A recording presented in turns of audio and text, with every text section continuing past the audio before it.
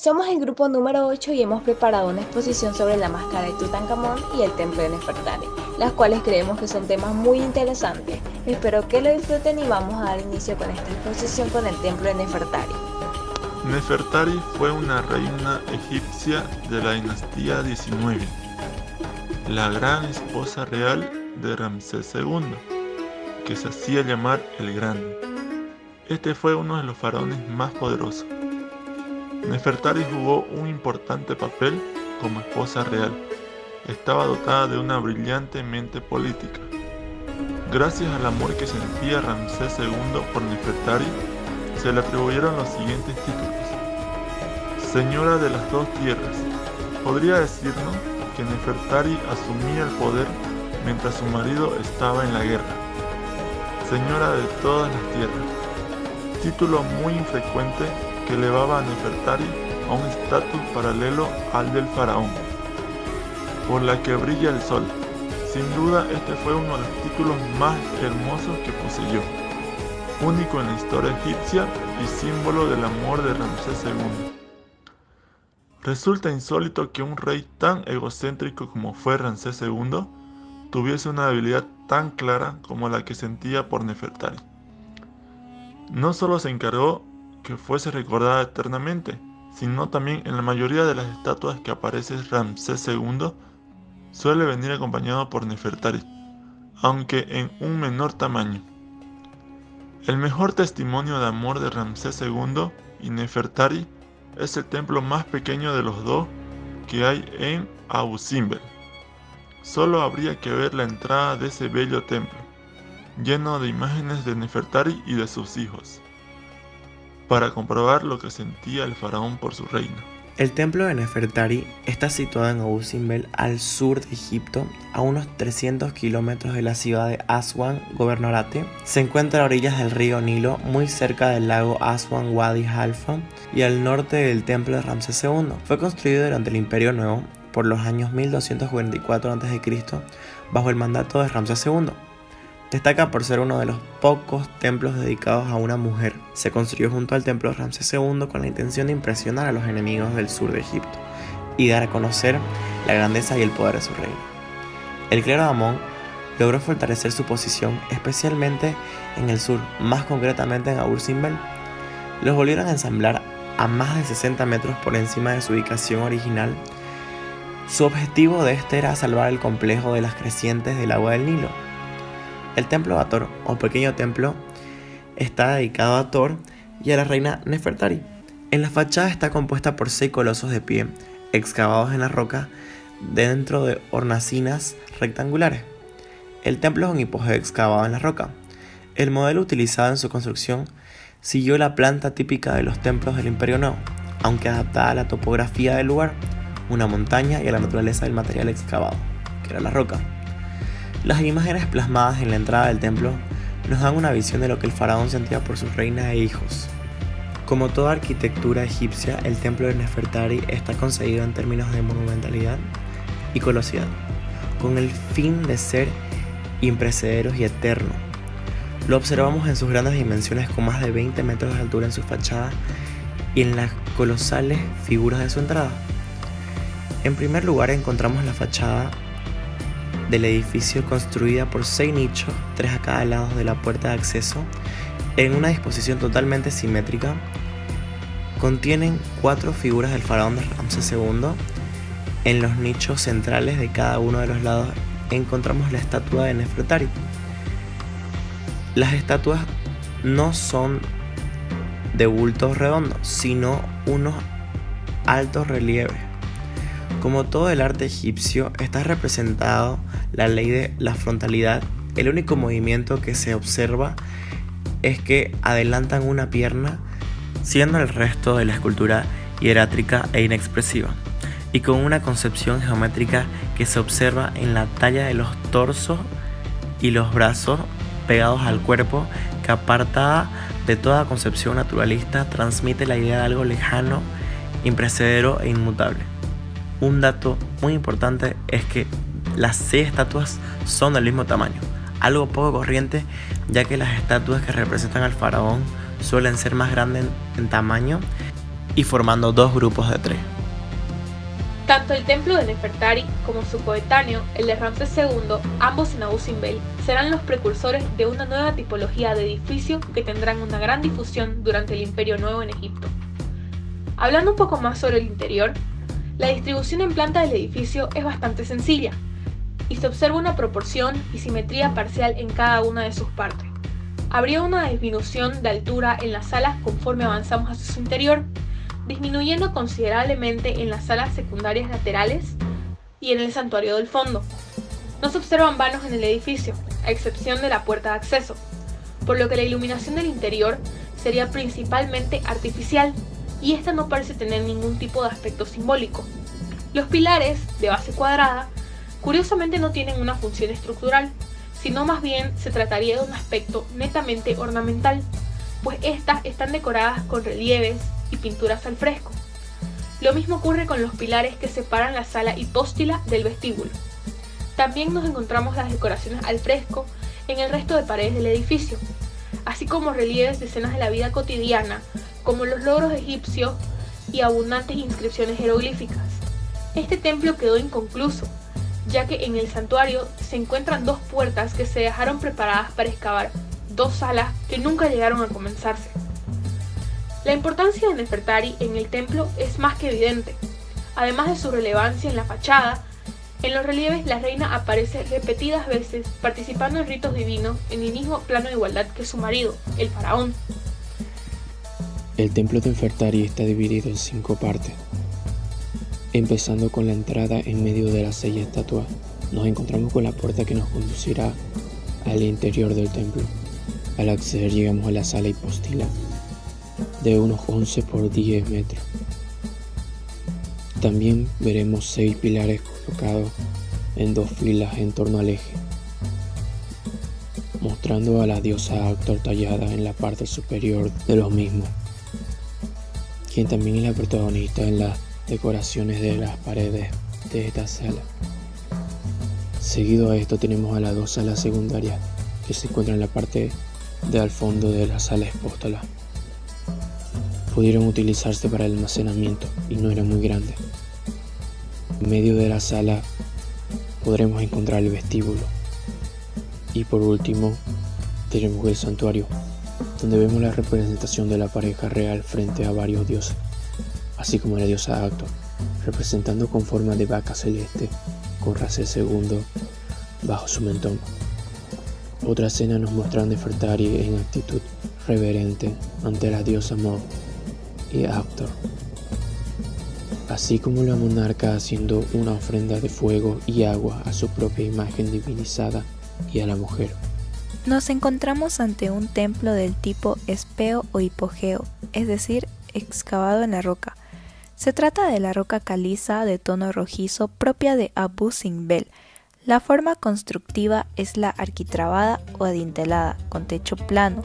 En el interior se excavaron columnas, que no parece que tengan una función tectónica, sino más bien decorativa. Los muros de estas construcciones eran extraordinariamente anchos y acaban en talud, disminuyendo su anchura a medida que se elevan. Los arquitectos egipcios no utilizaban la bóveda, por lo que se trata de una arquitectura adintelada, creando una característica de sensación de estabilidad. El suelo estaba realizado de roca caliza, el mismo material de las paredes, los muros, las columnas y su techo. Gracias por prestar atención y ver esta maravillosa obra arquitectónica hecha por los egipcios. Ahora damos por finalizada la arquitectura egipcia, esperando que haya resultado interesante el mismo desarrollo para ti. Damos por inicio a la parte de arte, una escultura llena de interesantes datos. ¿Tienes alguna idea de cuál pueda ser? Primeramente voy a hablar sobre las características generales que podemos destacar en lo que es la máscara funeraria de Tutankamón, o también llamada la máscara de oro de Tutankamón. Fue hecha en el año 1354 hasta el año 1340 antes de la era común, en el periodo de la dinastía 18 en el Antiguo Egipto. Fue hecha por los orfebres egipcios y también es una pieza muy valiosa que se guardó dentro de la tumba del faraón Tutankamón, que esta fue descubierta el 28 de octubre del año 1922 en una necrópolis llamada el Valle de los Reyes. Me gustaría hablarles un poco también sobre la historia de la máscara y de Tutankamón, que él tan solo con 9 años fue soberano de Egipto. Eso fue durante el 18 del Reino Unido, que fue en el año 1332, antes de la era común. El reinado en realidad era bastante desconocido, pero gracias al descubrimiento de la tumba, se dio a conocer que era una de las tumbas más ricas en toda la necrópolis de Tebas. Se dice que costó 2 años en ingresar completamente a la tumba y lograr totalmente el rescate de los 3 sarcófagos que contenían la momia de Tutankamón. El tercer sarcófago era hecho de oro puro. En este se encontró la máscara funeraria y este tenía aproximadamente 3250 años de antigüedad. Un dato curioso que también me gustaría comentarles es que el arqueólogo llamado Nicolás Reeves descubrió que se cree que la máscara de oro de Tutankamón en realidad había sido creada para otro personaje anteriormente y luego fue rebautizada borrando el nombre del anterior dueño, poniendo el de Tutankamón como el personaje original, y este sería Nefertiti, que en conclusión se llegó a observar bastantes detalles que tenía la máscara y también algunos daños anteriores al descubrimiento, como por ejemplo, habían 2 agujeros para pasar un hilo con el que sujeta el flagelo, o el que parece la máscara en una caída en vertical en la parte protuberante derecha en el tocado Nemes. Debemos conocer que en el antiguo Egipto las máscaras funerarias llegaron a ser una pieza fundamental en el ajuar funerario de individuos acaudalados nobles, y más todavía de faraones. La función principal que tenía este objeto era proteger y a la vez reproducir idealizadamente los rasgos del difunto. Esto a la vez ayudaba a perpetuar su identidad en el más allá, dándole a la momia un aspecto reconocible. También la máscara tiene un grabado en la parte posterior, un hechizo protector para Tutankamón, invocando a los dioses Anubis, Osiris, Horus y Ra, durante su paso a la vida después de la muerte. Se dice que era un objeto intensamente mágico, propiciador de la vida eterna y a la vez, como toda máscara ritual, era una expresión de tránsito. Además, esta máscara ayudaba a espantar los espíritus y proteger el alma de quien falleció, porque mediante la máscara se trataba de plasmar todos los rasgos o facciones de la persona y así habría más conexión entre el espíritu de la persona y su vida espiritual. De esta manera se podría honrar al fallecido. Así también la máscara de Tutankamón lleva el Nemes, que era un tocado a rayas con el ureo sobre la cabeza, el símbolo de los nobles. Sobre su frente lleva 2 emblemas, el emblema de la cobra representando a la diosa Wadjet y el emblema del buitre, la diosa Nebet. Esto representa que el rey Tutankamón reinaba sobre el Alto y Bajo Egipto. Las orejas de la máscara están perforadas para llevar aros, lo que suele reservarse para niños y mujeres en casi todas las obras del arte egipcio que conocemos, referenciando la edad temprana de Tutankamón. Como pocos saben, en un principio, para hacer las máscaras egipcias se utilizaban materiales como la cal, madera, lino y fibras, con la técnica del moldeado de las facciones del difunto, luego pintadas dando la apariencia de ser oro. Este procedimiento se perfeccionó hasta ser elaboradas completamente en oro genuino. Se pensaba que el oro tenía los mismos poderes que el del dios Sol Ra. Esta fue hecha de componentes de calidad, ya que de eso dependía el estatus social del muerto. ¿Qué materiales aparte del oro poseía la reconocida máscara de Tutankamón? Obsidianus lapis, obsidiana, cristal volcánico solía ser llamado. Como uno de sus nombres indica, era de un origen volcánico que se formó por el rápido enfriamiento de magmas ricos en ácido silícico.